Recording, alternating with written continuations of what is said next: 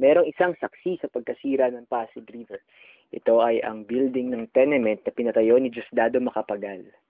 Ngunit, siya rin ay nasisira sa paglipas ng panahon. Kung siya ay naging saksi ng Pasig, ang Pasig rin naman ay naging saksi ng kanyang pagkasira. Sabi nga nila, madaling makapaglinlang ang itsura ng panglabas. Tulad nito, ang harapan nito ay bagong pintura. Ngunit pagdating mo sa likod, ang itsura nito ay parang hindi pa napipinturahan kahit kailan.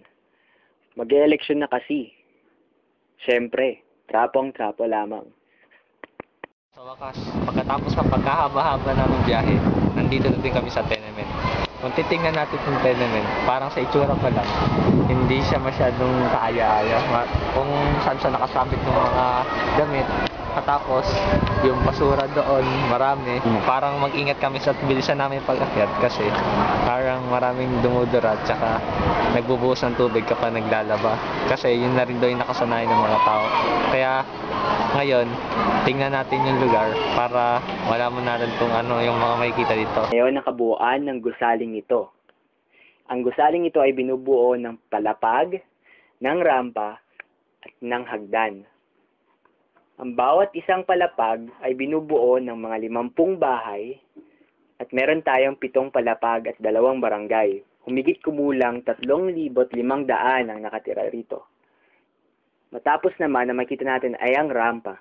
Maaring dumaan dito ang bisikleta, ang kariton at ang mga motorsiklo. Maaari ka ring tumambay dito kung gugustuhin mo. Ang nakita naman natin ngayon ay ang basurahan. Isang buong barangay sa isang basurahan na ganon. Meron pa tayong makikita mamaya sa pag-ikot natin.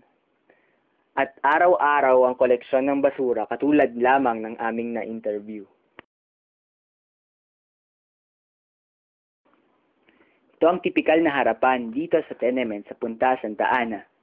Makikita natin na kanya-kanya sila ng responsibilidad sa pag-aayos ng kanilang harapan.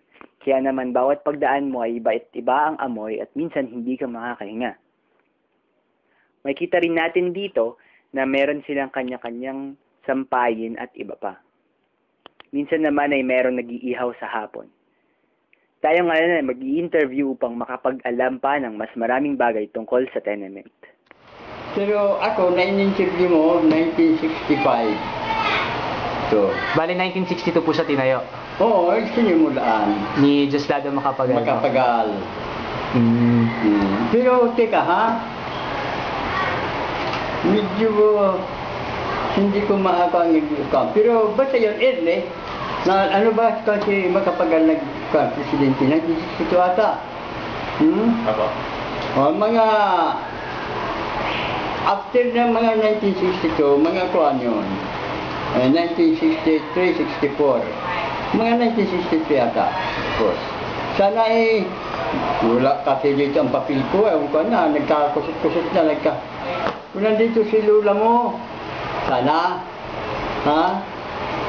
Pero yan, basta panahon ni Macapagal, ha? Panahon ni Macapagal. Medyo mga 1963, ha? As early as 1963 to 64. No, 62, basta, pag presidente 1962 siya nag-presidente atay. Yun. Nandun. Kaya nagalipat kami rito siyempre matagal natin itong mangyayari 1965 ako naglipat dito. Bale, nagkaroon po ng mga, di ba dati po, nakwento sa akin kasi ni Mama na meron pong mga parang paglilinis bawat floor. Oo, noon, mga programa. Noon po. Oo, na parang magkaroon ng, kumbaga dito kayo itong mga squatter area, ang marami naglipat itong mga squatter area, galing sa squatter. Di kulang pa sin mga kooperasyon, ha? Kung medyo nagkukuhan-kuhan. Kaya, nagprogramaan, nag-association kami. Kami ang unang magtatag ng association. Kung sabagay hindi ako nagyayabang, ako ang nagpropose na gumawa tayo ng association. Ang pinangalan namin sa association, TRAPSA. Tenement Resident Association of Punta Santa Ana. Yung TRAPSA. Ngayon, para mas magkakasing may kooperasyon bawat isa na floor, kanya-kanya. Halimbawa dito, may 2 kayo. dalawa, halimbawa ito 12. Sa pipituhin niyan, o animan, dalawa, palagi destino doon sa hagdanan na yan. Doon hanggang sa ibaba. Doon naman sa port, boundary yung doon, mayroon man. Bawat araw, dalawa ang maglilinis. Yun ang mga panunod ng asosyo. Kaya wala pa man yung panunod barangay. Wala pa. So kanya-kanya po yung... Oo, kaya para mas magkaroon ng tuan, ng